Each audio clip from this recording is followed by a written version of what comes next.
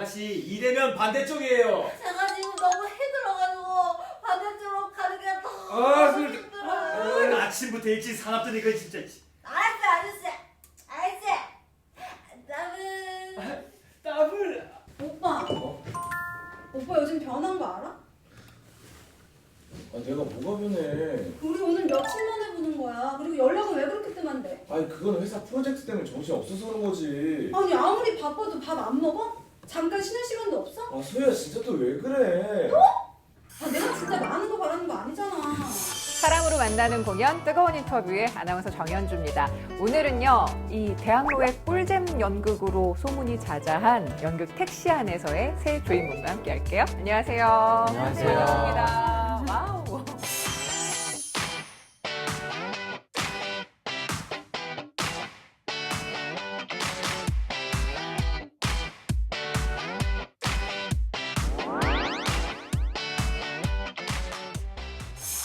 야, 이 택시 안에서 재밌다고 소문났어요. 그래서 저희 공뜸이에서 찾아오게 됐어요.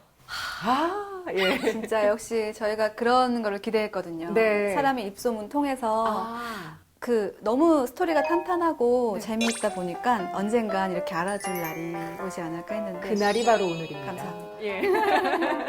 자, 어떤 작품인지부터 좀 간단하게나마 소개해 주시겠어요? 어느 분이 해주실까요?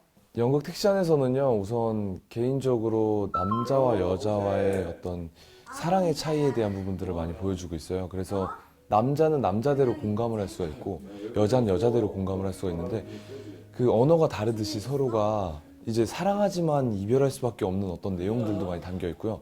그 외에 반전의 반전들이 있는데 그거는 직접 보셔야 돼요. 오빠 못 만났어. 야, 우리 뭐 맨날 싸우기만 한 줄 아냐? 야, 네가 뭘 한다 그래. 그래. 요즘 내가 소희한테 소홀한 거 인정. 알긴 안 해. 야, 그래도 이거는 회사 프로젝트 때문에 정신없어서 그런 거지. 근데 이런 얘기 소희한테 하잖아? 아무리 바빠도 밥 안 먹어? 잠깐 쉬는 시간도 없어? 야, 이런다니까. 내 이해가 마음을 안 그게 가. 아는데. 이해가 안 가.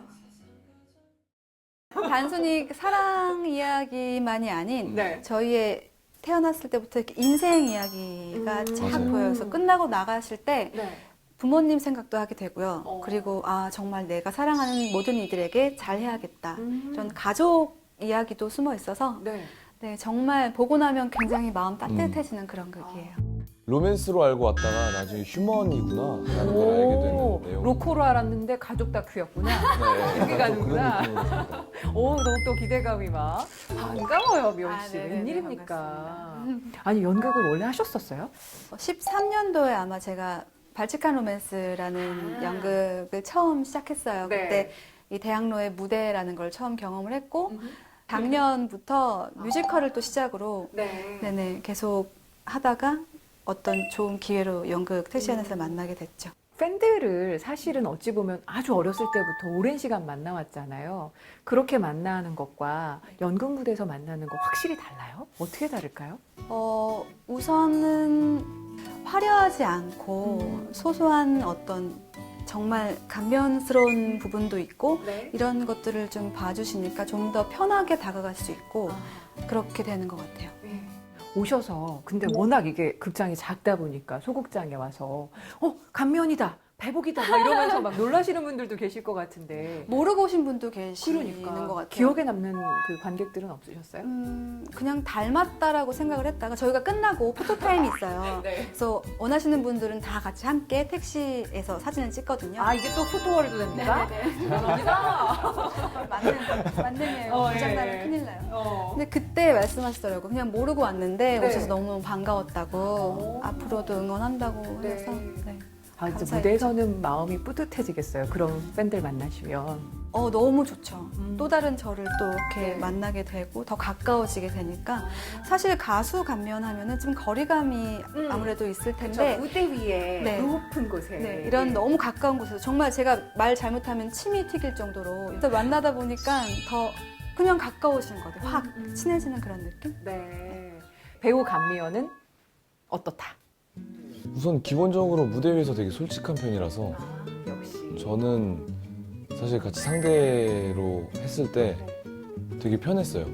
오히려 집중하는 것도 그렇고 이야기하는 것도 그렇고 크게 가감 없이 표현하는 것들이 오히려 그냥 가장 자기만의 스타일을 표현할 수 있지 않나 생각이 드네요. 그래서 얘기하면서도 고민 같은 경우를 많이 토로해요. 서로 하다 보면 대사도 네. 맞춰보고 하다 보면 근데 그냥 성격대로 하면 될 것 같아요. 이렇게 얘기하면 그대로 하거든요. 근데 그게 제일 자연스러운 것 같아요. 여기도 무대가 제일 작기 때문에 네. 우리가 막 되게 크게 할 필요가 없거든요. 사실 그냥 일상 생활 연기로 하면 되는 거니까 그렇게 하는 것 사실은 저는 개인적으로 봤을 때 되게 깔끔하게 연기를 잘 하고 계시는 것 같아서 좋습니다. 이렇게 또 선배한테 인정받으면 우리 또 선배님 한마디 해주셔야죠. 제가 같이 호흡을 하면서 감정을 더 끌어올려 줄 수 있는 네, 저한테 많이 이렇게 네. 주시더라고요. 네, 호흡을. 네, 네. 그래서 너무 감사하고. 주거니 받거니 좋네요. 네, 네. 네, 별로 좋지 않아요. 우리 옆에 상두 씨는 네. 노란 의상을 기사님 역할인가? 아, 네, 맞습니다. 라는 생각을 했었어요. 네네. 택시 안에서 그러면 주된 역할을 상두 씨가? 그쵸. 저 이제 택시를 운전을 하면서 네. 이제 하영이라는 친구와 대화를 하면서 이제 이 친구의 과거로 가는 거죠. 그래서 이제 이 친구의 과거의 어떤 그 사랑 얘기 그런 네. 얘기들을 하면서 네, 그런 역할입니다.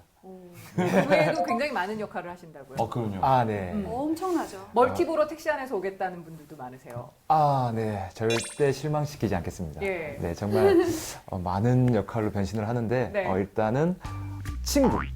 하나밖에 없는 친구도 됐다가 네. 또 회사의 또 상사도 됐다가 네. 그리고 또 소희의 친구도 친구도 됐다가 아. 네. 윤종신도 됐다가. 네. 윤종신! 뭔가 느낌 있죠? 네. 이 구강 구조에서 오는 느낌이 아주 네, 싱크로율이 아주 높아졌어요. 네. 여기서 정말 궁금합니다. 윤종신으로 변신하셔서 도대체 무엇 할까? 못생겼다라는 그 대사를 하는 부분이 있어요. 근데 제가 그렇게 못생기지 않았다라고 평가를 해서 네. 다른 배우가 저를 그 부분에 있어서 저를 그 윤종신 닮은 라고 했는데 관객분들께서 너무 좋아하시는 거예요. 예, 그래서 저도 그때 이제 받아들이기 시작했죠. 아, 내가 그분을 좀 닮았구나. 네, 그래서 이렇게 그런 어떤 성대 무슨 옷을 좀 잘해요? 하시잖아요. 네, 잘하실 것 해주세요. 같아요. 야, 재석아. 여기. 잘했어요. 전 최선 다했습니다. 네, 그럼요. 저희 시청자들께서는 안 보시겠지만 저희 4명보다 훨씬 더 많은 스태프들이 있잖아요. 스태프들이 웃어주셨어요. 예, 성공하신 걸로. 감사합니다. 네. 감사합니다.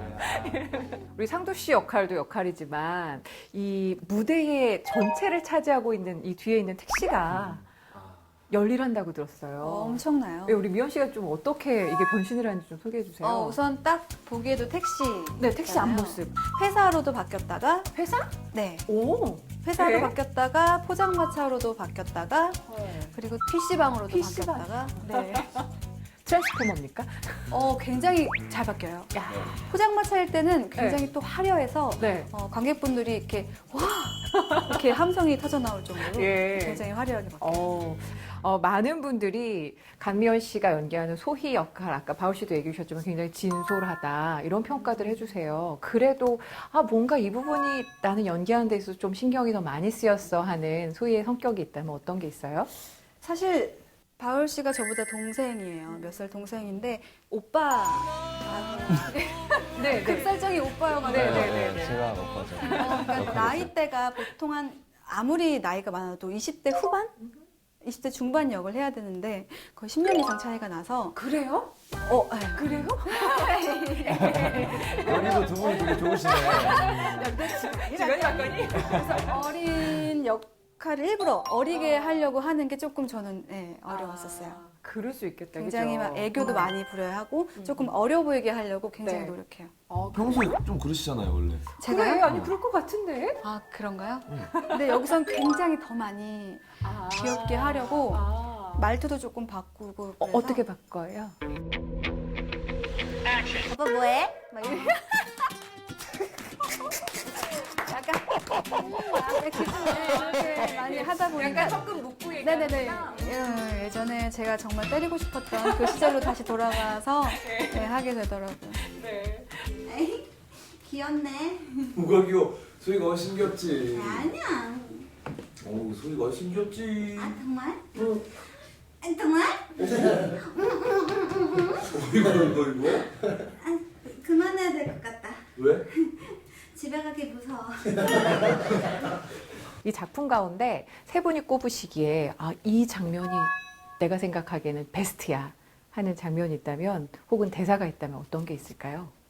당신은 세월이 지나도 여전히 아름답고 예쁩니다 라는 대사가 있어요.